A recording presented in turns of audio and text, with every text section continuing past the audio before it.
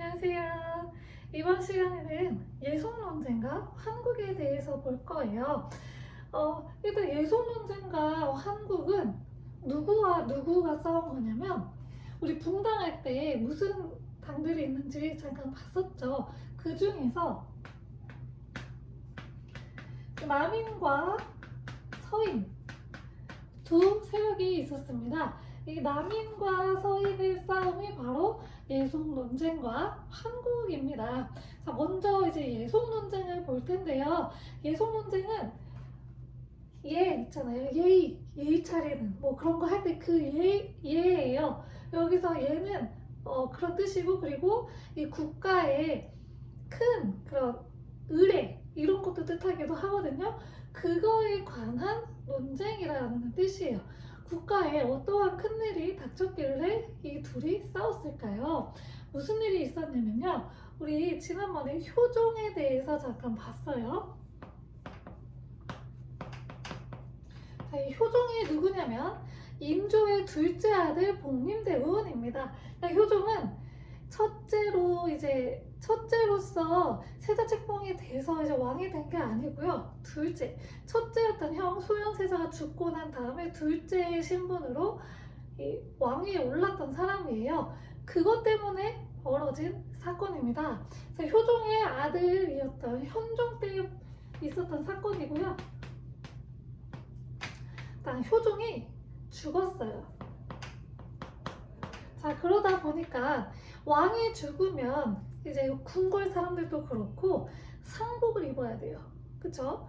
그래서 상복을 입는 기간이 있어요. 이 기간을 어떻게 할 것이냐를 두고 했는데, 누구의 상복 입는 기간이냐면 효종의 엄마였던 자의 대비입니다.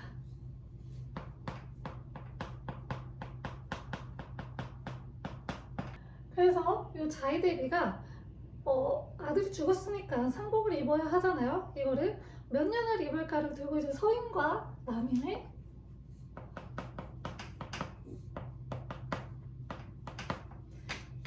논쟁이 시작이 됩니다. 서인 같은 경우에는 효종이 첫째가 아니에요. 둘째예요. 그렇기 때문에 굳이 3년을 다 입을 필요가 없다. 1년만 입으면 된다. 라고 이야기를 했고, 남인은 아니 그래도 왕인데 왕은 사대부의 예와 다르지 않느냐, 왕이기 때문에 반드시 3년을 입어야 한다라고 주장을 했어요. 여기서는 왕이 서인의 편을 들어줘서 자이대비가 1년을 입었습니다. 사실 이게 그냥 조용히 지나갈 수도 있었던 문제라고 해요. 그런데 남인이 여기다가 걸고 넘어졌죠. 왕인데? 그러면 왕하고 사대부가 같은 위치에 있다라는 소리입니까? 라고 문제 제기를 한 거죠. 그렇게 해서 문제가 커지기 시작을 했는데, 이후에 효종의 비가 사망을 하게 됐어요. 이때도 자의대비가 상복을 얼마나 입어야 될까를 가지고 또 서인과 남인이 붙게 되었습니다. 자의대비가 좀 오래 살았다라고 할 수도 있는데, 효종하고 효종비가 좀 일찍 죽었대요. 그래서 자의대비가 이렇게 막 엄청 오래 산 거는 아니라고 합니다. 아무튼 그때 하는데, 효종비가 죽었을 때 자의대비가 몇 년을 입냐? 서인은 똑같이 주장을 해요. 효종 둘째니까 효종비도 똑같이 9개월 입어야 돼요. 남인이 무슨 소리냐? 사대부하고 어떻게 왕이 또 같냐? 라고 해서 1년을 입어야 한다고 주장을 합니다. 여기서 이제 남인의 손을 들어주게 되면서 이 예속 논쟁의 최종 승자는 남인이 되었습니다. 남인이 좀 이제 한 거예요. 문제를 좀 크게 키워서 서인을 좀 몰아내려고 했던 것 같아요. 그래서 남인이 좀 집권이 돼서 나아가려고 했던 것 같습니다. 그렇게 해서 이제 남인이 최종 승자가 되어서 쭉 이어가면서 숙종 때가 도래했습니다. 바로 다음 왕이에요. 이 숙종 때 남인이 이제 여기서 집권을 했잖아요. 그러니까 숙종 때는 처음에 집권을 한 게 바로 남인이겠죠. 남인이 막 이제 집권을 하고 있었습니다. 근데 이 숙종의 업적 중에 하나가 뭐냐면 탕평 정치를 시작을 했다는 거예요.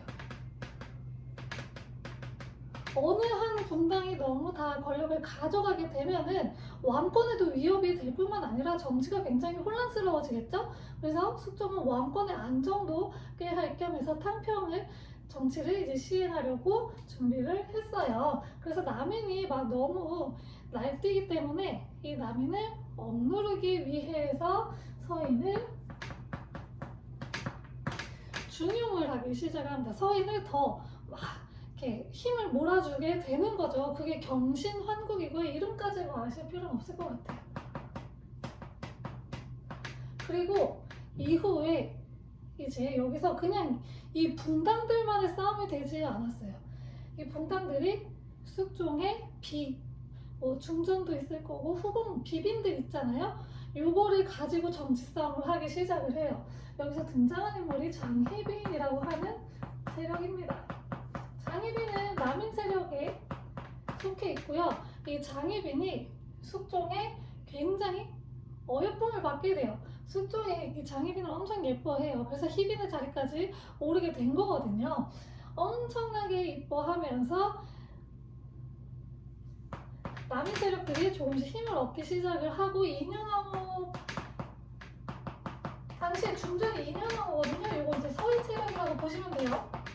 이 인현왕후 세력이 좀 약해지기 시작을 하는 거죠. 그러면서 남인이 떠오르기 시작을 해요. 그러면서 무슨 일이 벌어지냐면 장희빈이 인현왕후는 계속 아이를 못 낳고 있었어요. 근데 왕들은 조선시대 왕들은 다음에 왕을 이을 아들을 낳아야 되거든요. 근데 이제 인현왕후가 아들을 못 낳고 있었어요. 그런 상황에서 장희빈이 아들을 낳아버린 거예요. 그래가지고 권력이 더 강해졌겠죠? 내가 아들을 낳았어 이러면서 엄청 권력이 강해졌을 거예요. 그 아들을 원자로 책봉하려고 시도를 합니다. 원자는 세자에 등극할 수 있는 그런 아들을 뜻해요. 그래서 원자 책봉 시도를 해요. 그래서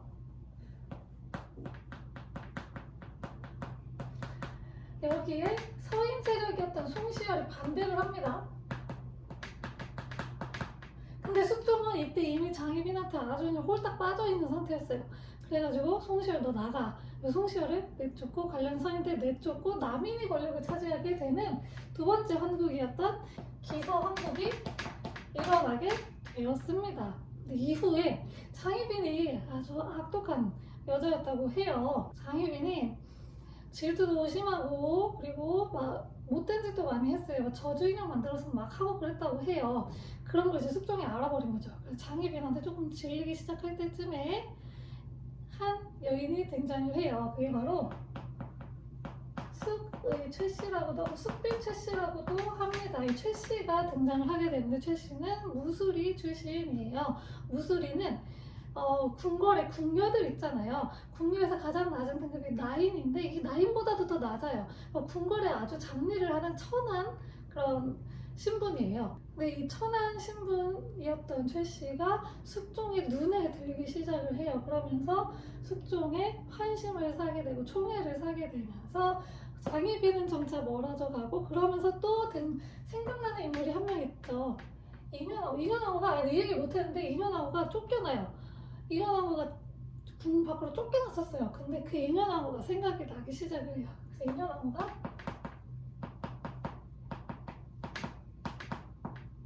돌아오게 되었습니다. 그러면서 장희빈이 내쫓아지면서 결정적으로 남인 세력들이 모조리 다 내쫓고 이때 서인이 권력을 되찾아오게 됩니다. 이를 갑술환국이라고 하고요. 이렇게 정치 세력이 서인 그리고 남인 서인으로 급격하게 변했죠. 정치 세력이 급격하게 휙휙휙 바뀌는 것을 환국이라고 부릅니다. 여기서 숙종의 업적 몇 개만 보면요. 우리 광해군 때 대동법 있었죠. 이 대동법을 초반에는 전국적으로 다 시행하지 못하고 경기 지역에 한정해서 시행을 했었는데요. 이걸 점차적으로 그 후대의 왕들이 점차적으로 넓혀나가서 숙종 때에는 대동법을 전국적으로 시행하게 됐어요. 그리고 백두산 정계비라는 것을 세워요.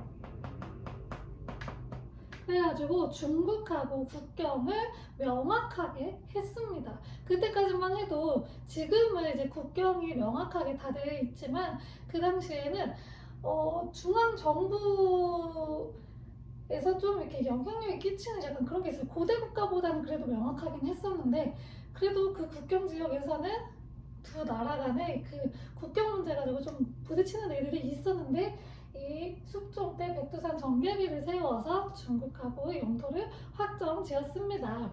자, 그리고 이 숙종이 죽었어요. 다음 아들이 이어야 하잖아요. 근데 이을 사람이 장희빈의 아들이 있었죠. 얘밖에 없는 거예요. 얘가 경종이고요. 경종이 근데 몸이 되게 약했대요. 뭐 일설에는 이게 진짜인지 모르겠지만 일설에는 장희빈이 나중에 사약 먹고 죽거든요. 근데 이 사약 먹고 죽을 때 자기 아들 한 번만 봐달라고, 자기 아들 한 번만 보고 죽겠다고 해서 아들을 불러서 바지가랑이를 잡고 사타구니를 그렇게 잡고 나 살려달라고 막 그랬대요. 근데 이게 진짜인지는 몰라요. 전해져 내려오는 이야기인데 그렇게 해서 경종이 후사를 이을 수가 없는 몸이 되었다는 거예요. 그래서 경종이 죽고 나서 몸도 아파서 일찍 죽었어요. 그리고 나서 누가 됐냐? 이 수기채 씨의 아들이 한 명 있었어요. 그게 바로 영조입니다. 그래서 영조가 왕위에 오르게 되었고 다음 시간에 살펴볼 영조와 정조의 이야기 그 영조입니다. 자, 이번 시간에는 남인과 서인의 분당 정치 싸움이었던 예속 논쟁과 환국에 대해서 살펴봤습니다. 다음 시간에는 이 전국을 분당끼리 너무 싸우니까 왕권이 흔들려요. 그래서 이런 정치 상황을 안정시킬 왕들이 등장을 합니다. 그 왕에 대해서 살펴보도록 하겠습니다. 감사합니다.